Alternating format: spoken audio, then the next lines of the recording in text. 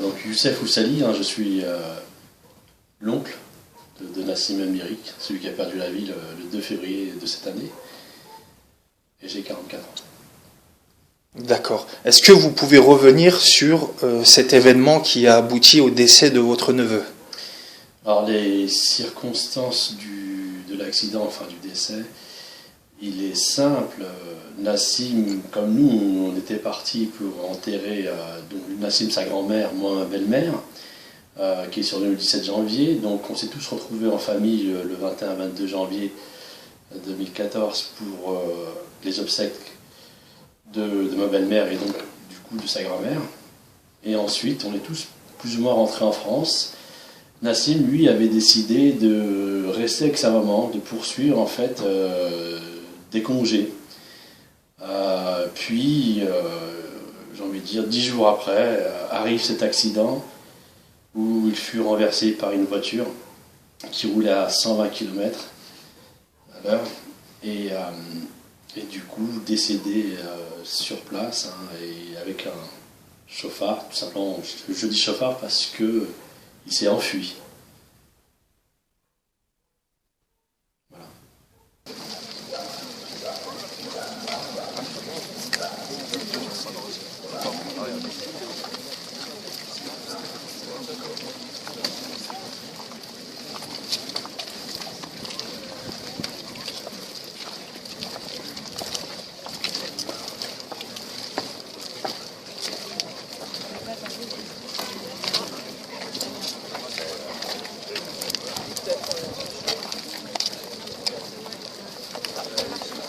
D'accord. Donc vous avez précisé la vitesse de 120 km/h.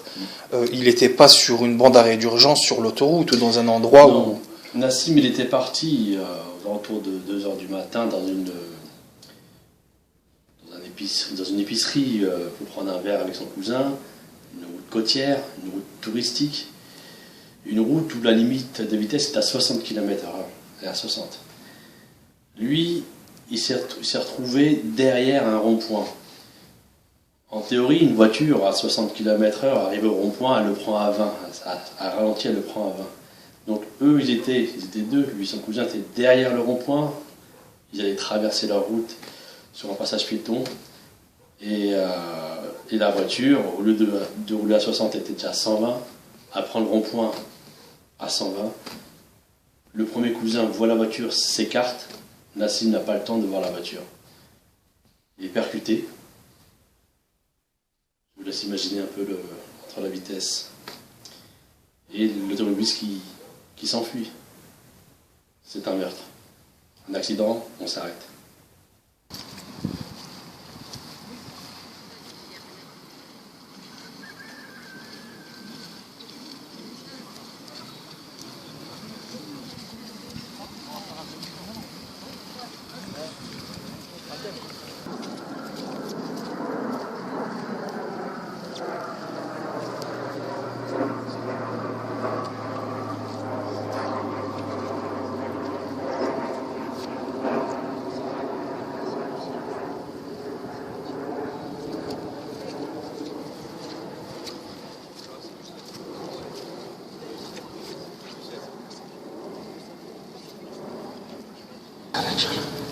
Alors je vais essayer de parler fort.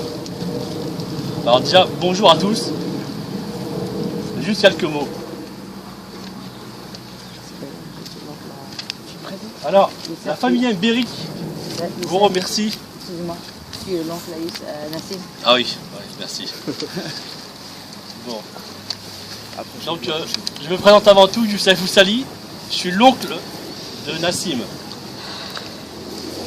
Et donc aujourd'hui, je vais être le porte-parole rapidement de la famille. Juste quelques mots. Alors, la famille Mbirrik vous remercie du fond du cœur d'être venu rendre hommage à Nassim en participant à cette marche blanche. Alors, au moment où je vous parle, une marche blanche est également faite et organisée à Rabat au Maroc.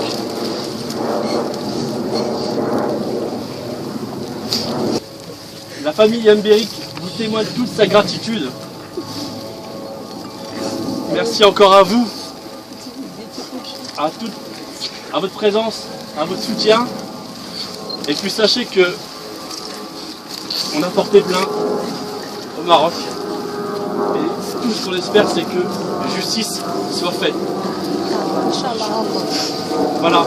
Merci encore. Merci beaucoup d'être là. Merci.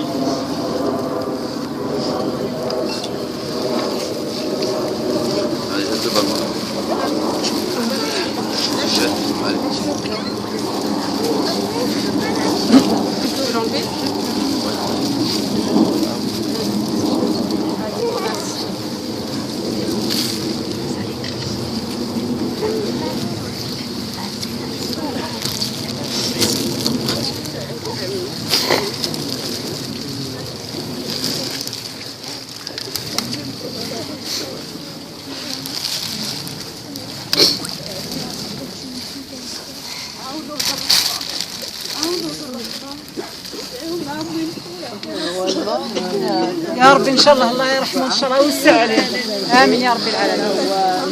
عمو بجمعه عمو بجمعه الفاتحه s'il te plaît. Alors on y va. الرحمن الرحيم الحمد لله رب العالمين الرحمن الرحيم مالك يوم الدين إياك نعبد وإياك نستعين اهدنا الصراط المستقيم صراط الذين أنعمت عليهم غير المغضوب عليهم ولا الضالين آمين. بسم الله الرحمن الرحيم الحمد لله رب العالمين الرحمن الرحيم مالك يوم الدين إياك نعبد وإياك نستعين اهدنا الصراط المستقيم صراط الذين أنعمت عليهم غير المغضوب عليهم ولا الضالين آمين. الحمد لله رب العالمين الرحمن الرحيم مالك يوم الدين إياك نعبد وإياك نستعين اهدنا الصراط المستقيم صراط الذين أنعمت عليهم غير المغضوب عليهم ولا الضالين آمين. الرحمن الرحيم الحمد لله رب العالمين الرحمن الرحيم مالك يوم الدين إياك نعبد وإياك نستعين اهدنا الصراط المستقيم صراط الذين أنعمت عليهم غير المغضوب عليهم ولا الضالين آمين. يا رب ترحمنا سين آمين. يا رب ترحمه وتوسع عليه آمين. يا رب ترحم جميع الموتى المسلمين والمسلمات آمين. يا رب تخفف على المرضى المسلمين والمسلمات آمين. سبحان ربك رب العزة عما يصفون وسلام على المرسلين والحمد لله رب العالمين.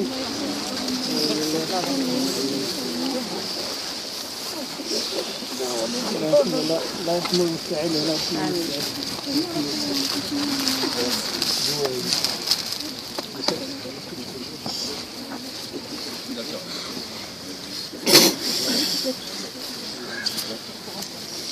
Alors on va continuer la marche, s'il vous plaît, juste derrière la banderole, et on va jusqu'au lieu de domicile. Le reste qu'on a dit, on va à la maison. D'accord? On va à la maison.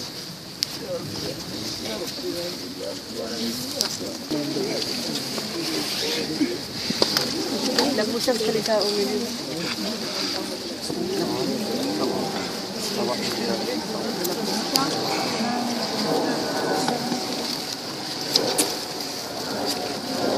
Après ce cours, on fait un constat. L'autorubiste, en plus ils étaient 4 puisque il y avait une caméra d'un café qui a filmé cette scène. On voit une Golf noire avec 4 personnes à l'intérieur, 2 hommes, 2 femmes. Et malheureusement, on ne voit pas la plaque d'immatriculation. Et du coup, la personne, le chauffard, s'enfuit.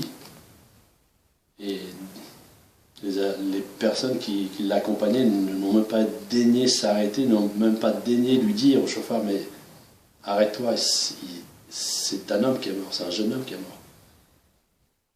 Et là, c'est triste. C'est triste.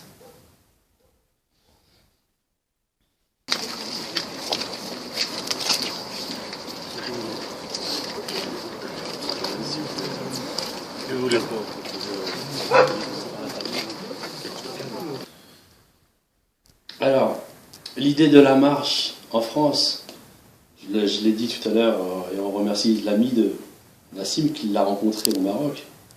Il s'agissait en fait de rendre hommage à un jeune enfant, un jeune, 18 ans, qui, encore une fois, dans les circonstances qu'on le connaît, que vous connaissez aujourd'hui, qui part enterrer sa grand-mère et qui, du coup, lui-même est enterré à 2 mètres dans le même cimetière. Cette circonstance fait qu'il y a eu immédiatement l'idée de la marche en France pour rendre hommage à Nassim. Et surtout, vu que au Maroc, les autorités marocaines, notamment la gendarmerie, mettaient un temps assez long pour nous donner des bribes d'informations, on s'est dit que peut-être, avec cette marche, c'est rendre hommage, mais également de demander justice. Je pense que la famille Mbirek aujourd'hui, elle pourra faire le deuil, tout simplement, à partir du moment où la personne qui a fait ça, qui a commis ce meurtre, soit sous les verrous. Que justice soit faite. À partir du moment où il y a eu cette idée de marche en France, une double marche simultanée a eu lieu. Du coup, a été faite par d'autres journalistes et le papa de Nassim, qui est aujourd'hui au Maroc, et qui fait également cette marche à Rabat, à Témara principalement, donc la banlieue, là où a eu l'accident. Mais cette marche n'a pas été réellement autorisée par les autorités marocaines. Ils nous ont demandé de faire un avis d'information. Alors je ne sais pas pourquoi elle n'a pas été autorisée. On a fait appel, on a écrit des lettres au gouverneur de Rabat pour qu'il autorise une sorte de rassemblement à sa mémoire.